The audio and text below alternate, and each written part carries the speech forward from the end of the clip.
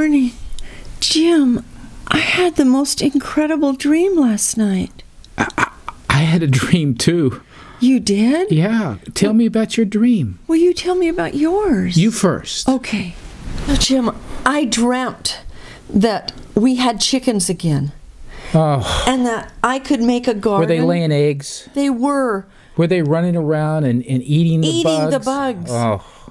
And there was so fun. There was a garden that we could eat out of, and they take their big legs. So in your dream, was the garden like close to the house? Like yes. Just surrounding the house? Yes. So you could go right out the door. It was right out your kitchen window. What was your dream? That's what it was. That was your dream? It was there. I saw out in the field as well. There was a cow out there. Was there a pig?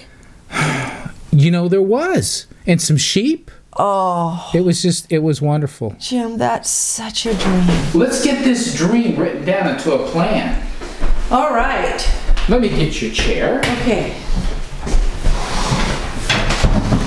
We took the aerial pictures of the property. Right. And we got the whole thing in one. And thinking we could put a garden right in here. Right, you're saying in the middle of the circular driveway? I love that. There's a little tree here, and we can put a bench underneath it. Now, you know, we've talked about trying to protect our chickens. We don't know what kind of predators we're going to have there, so we've been concerned about that. But we also want to allow them to free range. Get rid of those bugs. Get rid of the bugs. They can eat them. Let's get ducks. But we need to turn that into a food forest. A beautiful food forest. I mean, permaculture at its finest. Well, you know, I've looked at that fence that comes in there, and it's not a very attractive fence. I mean, it's a livestock fence is all it really is.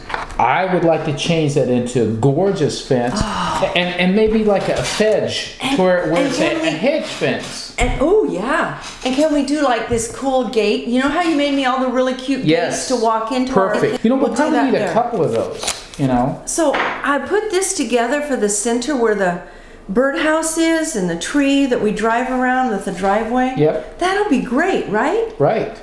Long-term plans. I don't see this the first year because it's big. Is we want a market garden. That's what I was seeing in my dream. Is a market garden. We could actually take the produce to the farmers market and have a CSA.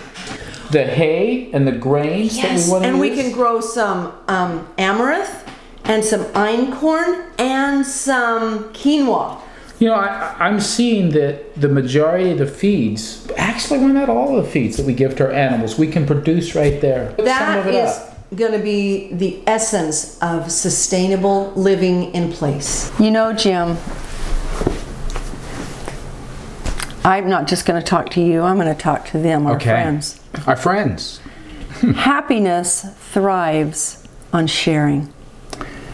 I feel that so strong. So you know, and the opposite of that, it's great to understand opposites, is misery loves company. And the an opposite of misery could be happiness. And whereas misery loves company, happiness thrives on sharing. So one of the things that we are really excited to be able to do is to grow more than we need. Both in our kitchen garden and our market garden. Both more eggs. More eggs. As well. More eggs than we need. More broilers. More broilers. And be able to give 10%. Find whether it's families that we're aware of through different organizations, or if there's organizations like a food bank, that type of thing, that can accept that kind of foods. I know there's a lot of limitations. Or just going to different clergy and asking for people in their congregation that could use it anonymously. Yep.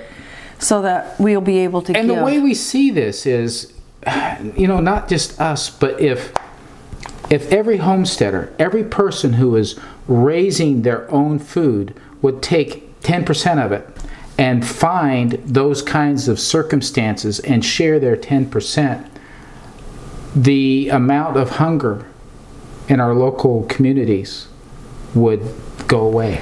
So many of you, in fact, I'm willing to bet that every single one of you have had a dream.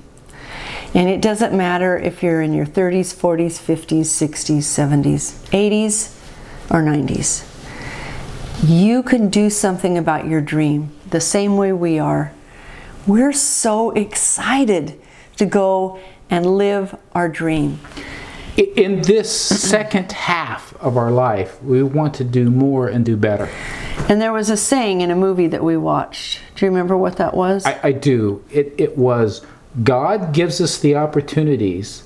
It's up to us to take advantage of them. Think about that. Thank you for watching. Thank you for subscribing.